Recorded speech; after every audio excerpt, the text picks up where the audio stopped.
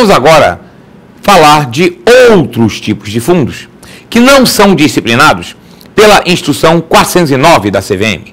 Cada um desses fundos é disciplinado por regulamentação específica.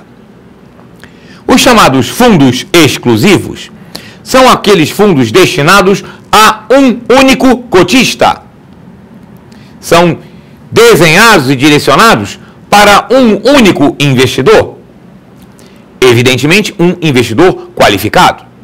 Normalmente, esses fundos são destinados a entidades de previdência privada fechada. Também pode ser para seguradoras, resseguradoras, instituições financeiras, mas é um fundo desenhado pelo administrador especificamente para aquele cotista, e é o único cotista de um determinado fundo. São os fundos exclusivos. Outras classes de fundos são o FMP, FGTS e também FMP, FGTS Carteira Livre. O FMP significa Fundo Mútuo de Privatização, com recursos do FGTS. A diferença entre o FMP, FGTS e o FMP, FGTS Carteira Livre é o seguinte. No FMP, FGTS,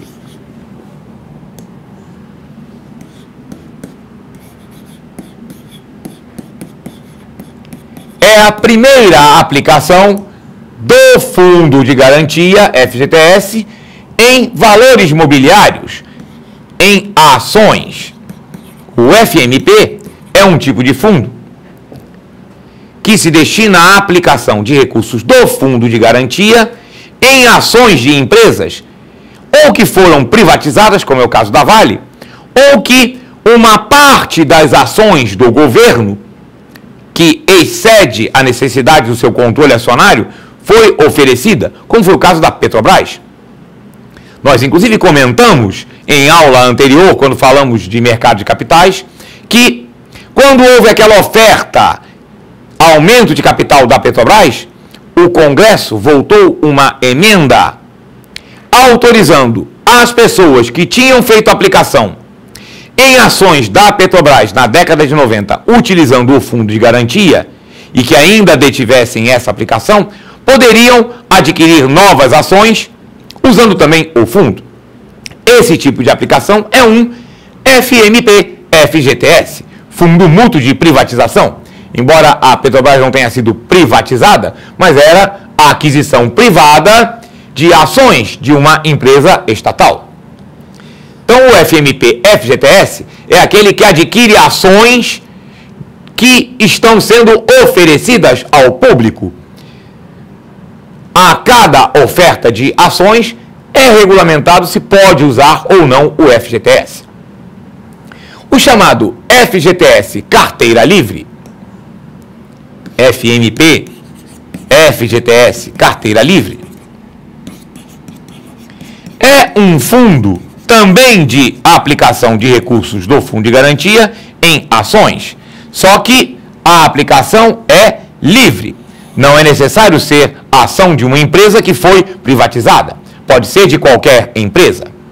A questão é que o FMP-FGTS Carteira Livre não recebe recursos do FGTS.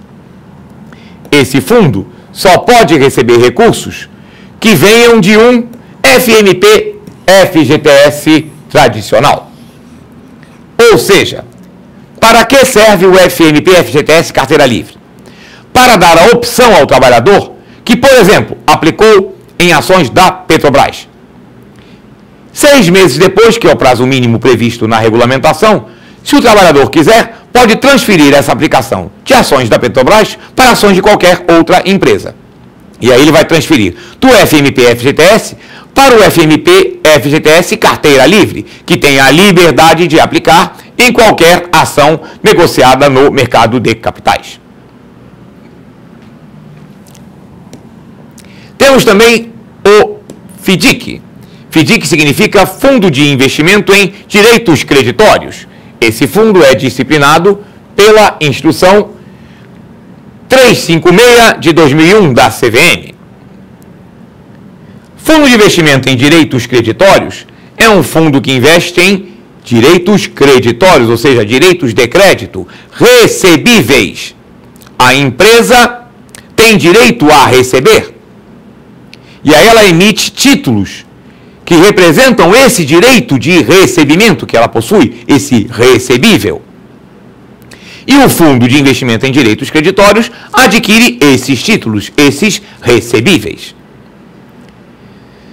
O FDIC pode ser aberto ou fechado. As cotas de um fundo de investimento em direitos creditórios fechadas são negociadas em bolsa de valores. Um recebível que tem sido bastante adquirido por esses fundos são os certificados de recebíveis imobiliários, emitidos pelas incorporadoras e construtoras, que têm direito a receber as prestações dos adquirentes daqueles imóveis. Temos o Fundo de Investimento em Empresas Emergentes, disciplinado pela Instrução 209 de 94 da CVM. É um fundo fechado, destinado à aplicação em empresas cujo patrimônio não ultrapasse 13 milhões de reais e tem prazo de duração máximo de 10 anos. Ele é específico para investir no capital desse tipo de empresa. E temos ainda um fundo de investimento fechado, também bastante conhecido, o Fundo de Investimento Imobiliário. Fundo de investimento imobiliário, ele investe em imóvel, ele adquire um imóvel comercial, principalmente, basicamente, e aluga esse imóvel. O rendimento dos cotistas advém da receita dos aluguéis deste imóvel alugado. Uma coisa importante é que os rendimentos para as pessoas físicas cotistas de fundo de investimento imobiliário são isentos de imposto de renda, desde que o retorno do fundo de investimento, ou seja, aquilo que ele recebe como renda, seja reinvestido principalmente em imóveis.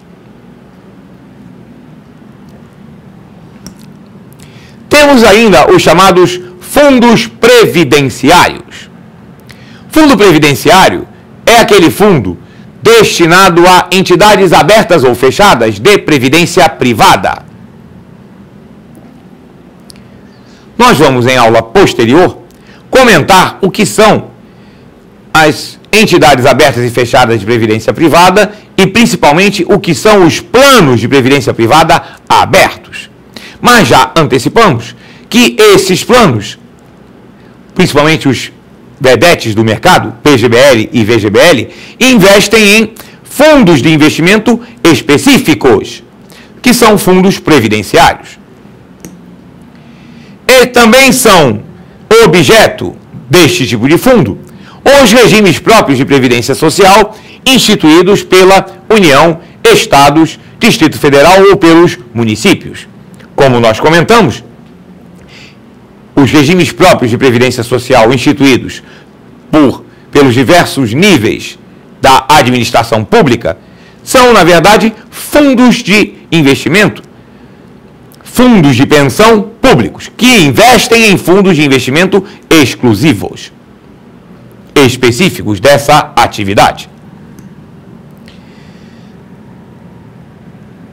E são destino dos fundos previdenciários os planos de previdência complementar aberta e os seguros de vida com cláusula de cobertura por sobrevivência, que são exatamente os planos PGBL e VGBL. Nós vamos ter aula posterior em que vamos explicar com mais detalhes o que são PGBL e VGBL, as diferenças entre um tipo e outro. Mas já antecipamos, guarde essa informação para quando vier a aula específica sobre previdência privada aberta, você comparar e relacionar aquilo que estamos falando agora com aquilo que vai aparecer posteriormente. O PGBL é, na verdade, um plano de previdência complementar aberta. O VGBL é, na verdade, um seguro de vida com cláusula de cobertura por sobrevivência. Com isso, nós abordamos o essencial dos conceitos relativos aos fundos de investimento. E para concluir, vamos ver apenas os critérios determinantes do ponto de vista do investidor para a aplicação em fundo de investimento. O primeiro deles é a transparência. Os fundos de investimento abertos têm as suas cotas valorizadas ou desvalorizadas diariamente.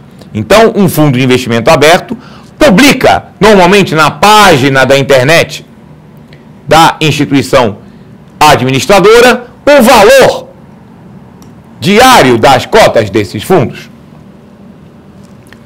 O regulamento é fundamental e é de conhecimento obrigatório do cotista.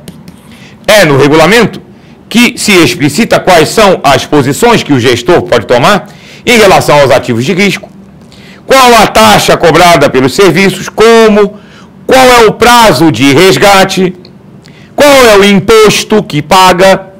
E aí vamos deixar uma informação importante acerca da tributação. Os fundos de investimento de renda fixa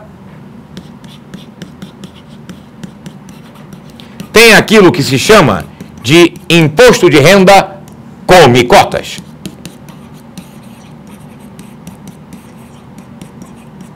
Porque o imposto de renda no fundo de renda fixa não é cobrado apenas no resgate, ele é cobrado periodicamente. E quando ele cobra, ele incide sobre o total de cotas de cada investidor, reduzindo esse total de cotas ao deduzir, ao cobrar o percentual de imposto. Por isso é que a gente diz que o imposto de renda no fundo de renda fixa é uma modalidade come cotas, porque ela não reduz o valor da cota, ela reduz a quantidade de cotas que o investidor possuía anteriormente à tributação. É também um critério fundamental para que o investidor escolha o fundo de investimento, aliás, esse é o critério mais importante, é a política de investimento. Um investidor conservador não irá aderir a um fundo que preveja alavancagem ou que preveja aplicação em ativos de risco de renda variável. Um investidor agressivo ou ousado não irá aderir a um fundo que aplique apenas em títulos públicos federais. Então, essa política de investimento é um critério fundamental para a definição por parte do investidor. Porque é nessa política de investimento que está explicitado o grau de risco que o fundo se propõe a correr. E como nós já lembramos, fundo de investimento não tem cobertura do FGC, do Fundo Garantidor de Crédito, porque não é um depósito, é uma aplicação em títulos e valores mobiliários. E toda aplicação envolve risco. Até mesmo fundo de investimento que aplica apenas em título público federal corre risco, porque o fator de risco é a taxa de juros. Vamos dar um exemplo histórico. Em setembro ou outubro de 1997, quando a taxa básica de juros, em função de uma crise internacional, foi elevada de 22% para 44% ao ano, subiu a meta da taxa Selic, todos os fundos de investimento de renda fixa tiveram perda em função da marcação a mercado, porque nenhum gestor imaginava que a taxa de juros ia ser elevada nesse montante. Então, a maioria dos fundos de investimento naquela época aplicavam em títulos pré-fixados. Como a taxa básica de juros subiu muito, a diferença entre a rentabilidade do título e a taxa de juros caiu, o título desvalorizou-se, o fundo teve perda. Todo fundo de investimento possui algum grau de risco.